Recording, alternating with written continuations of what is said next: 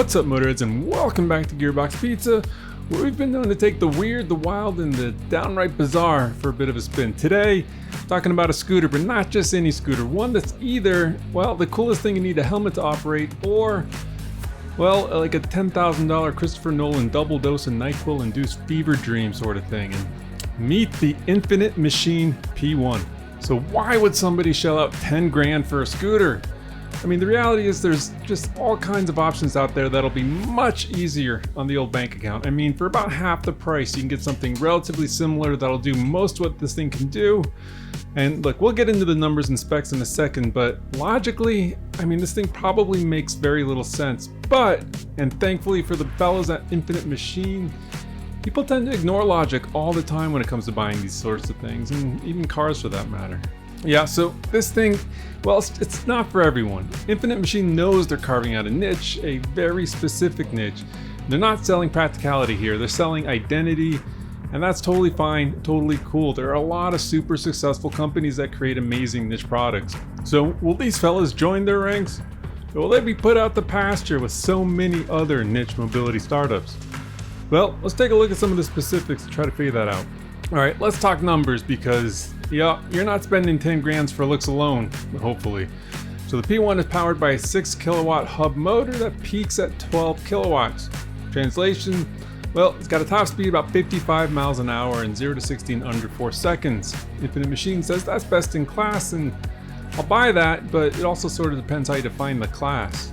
All right, so about that performance. No motorcycle license is required to ride this, but there's a bit of a catch. See, out of the box, this thing will go, 25, 30 miles an hour tops. And, well, the way it's worded on their website, it looks like you're going to be able to unlock the full potential and power via a software update if you happen to have or get yourself a motorcycle license. And I gotta say, that's actually a pretty clever way to kind of work out both sides of this thing. Comes with a 72 volt, 4.3 kilowatt hour battery, good for about 60 miles on a charge. Plus, and check this out, the battery's swappable, so if range anxiety is a thing, or you're really just fixing to soak up some serious miles, you can always grab an extra or maybe two and just keep the party going. And charging, yep, nothing special, just plug it into a regular outlet, no big deal, you're good to go in a few hours. All right, so let's talk about some tech, and this is where things get really interesting. So the P1 actually has Apple CarPlay and Android Auto. And I think it might be like a first for an electric scooter. That means your music, maps, messages, all right there, seamlessly integrated into your ride. Plus, there's a front and rear camera for safety and theft prevention, GPS tracking, and an app to control and monitor all of it remotely. And then there's this whole modular aspect of this thing. So there's a trailer, and there's a speaker module, and then there's some saddlebags, and you can snap some extra batteries in it. So that part is pretty cool. Now, well, it's time to address that humongous elephant in the room. And unfortunately, that's the price. That's $10,000. And that, I mean, that's just a lot of cheddar. I mean, you can get some pretty serious traditional gas-powered motorcycles for that price, and some really good ones. There's also several pretty solid electric scooters for significantly less, but this might be the best and most capable electric scooter. And, well, if style speaks to you and maybe, I don't know, you already have a Cybertruck, well, there's nothing quite like this on the market. And I want to be clear here, design is absolutely worth paying for, to me, to a lot of people, but not to everybody, and the styling's just not going to be for everybody either.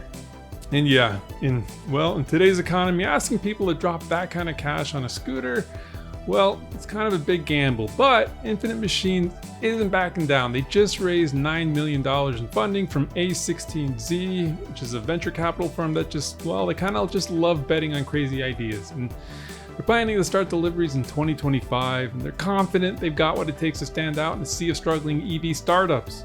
Look, the P1, it's a total niche product, and there's no doubt about it. It's aimed squarely at people who want something different, something flashy, futuristic, and just undeniably nuts. But can a high-tech, high-priced scooter really find its place in a market that's leaning a little bit more towards affordable and accessible rather than techie niche? Infinite Machine says yes. They believe the time is right for a shift towards electric two-wheelers, and they're betting big on that idea that people will pay for something special. And I think people will pay for something special. How many though? I mean, that's like the $9 million question. So what do you think, Motorheads? Is the Infinite Machine P1 the game changer the EV scooter world needs, or is it destined to be yet another ambitious startup that just fades into the background quietly? Let me know in the comments. Love it, hate it. Is it the future? Let's hear it.